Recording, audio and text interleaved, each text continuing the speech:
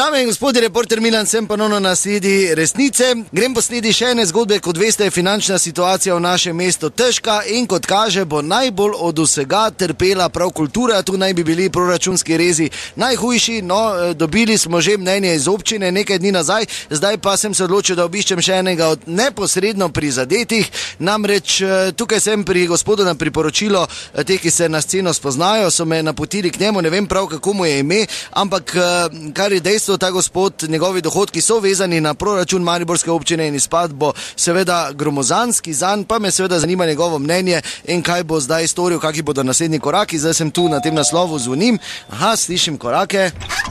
Dobar dan! Ja, dober dan, reporter Milan, gospoda iščem. Gospoda, samo malo, Danilota iščem, Danilo. Ja, sin je to moj, spi še, če ura komaj 10. Aha, pa kaj bi ga lahko zbudili za en intervju, prosim? Morate vedeti, včeraj je torek bil tak, da to bo težje. Ker veste, v torek so bolj pozni. Aha, torej ob torkih imajo kako kulturno-umetniško delo, ki se zavleče? Ja, no, v bistvu je vsaki dan bolj tak. Spi do 12 enih. Bom pa probala, stopite kar naprej. Ja, hvala. Danilo! Danilo, z televizije so, verjetno zaradi tvoje knjige. Z radia, gospa, z radia. Danilo! Z RTV-ja so! Ja, kaj je? Dobro jutro, reporter Milan, pozdravljeni. Kako je ura? 10 bo. Da se prečujem, ker imamo ob torkih pravimo misli strniti od vikenda pa ponedeljka, tako da nekako pol to nakup davamo. Kulturno-umetniški delavci torej, ne? Ja, mi pač ustvarjalci, ne. Torej težka situacija, bi morda gospod Danilo povedali kaj o sebi najprej, Ja. o vašem delu? Jaz sem pesnic, mislec, esejist tudi, performer, režiser, scenarist, kulturni delavec, ki pač ga financira program občine, Danilo Fingo Štrobin, se me vsi poznajo in sem žalosten, ker mi ne morajo izplačati 13. plače in božičnice. Tudi mi, kulturni delavci, bi to radi, recimo, ne. Ja, samo zdaj, kot kaže, boste brez vsega ostali, ne? Ja, no, pa se zdaj počasi bo ta knjiga vun prišla, oziroma bo to prodal, ker vede, meni je tudi 38 000 dolžne evrov, ker sem kredit zela. Počakaj malo, počakaj. No in knjiga torej, ja?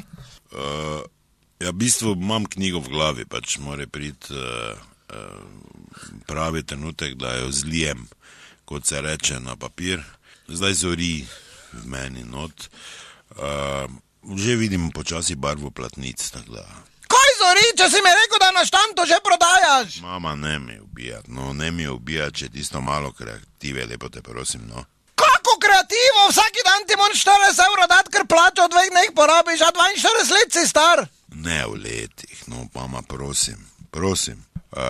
Grozno je, to je grozljivka, kaj se nam obeta. V tem mestu ne bo več kulture, res.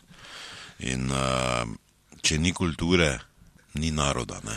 Smo zopet nazaj, hlapci, ne. In če bi zdaj, gospod Danilo, vi pravzaprav razložili, predstavili vaš opus, kaj ste vi ustvarili v svojem ustvarjanju, v bistvu? Ja, ni, mislim, zdaj, jaz ne delam plastičnih lončkov, da imam lahko zložo, pa se bi vi zbrali, pa motiv gor dali. To je umetnost, ne. Tako da zdaj vedno bolj, ko razmišljam, bi to, kaj v meni zori, dal na stran, pa v bistvu ustvaril nazaj smo hlapci, ker sem se zdaj spomnil. Pa kaj si zmešan, nem 6 let spet čakala, naredi to do konca. Mama 40 evrov mi nastavi, da grem, pa telefon mi zvoni, adijo. Ja, hvala lepa, torej da nas ne pozabite, no taka je situacija v kulturi, to je bila še ena resnica, reporter Milan se je bil na sledi resnice, ni plenica, pa vendar marsikomu smrdi.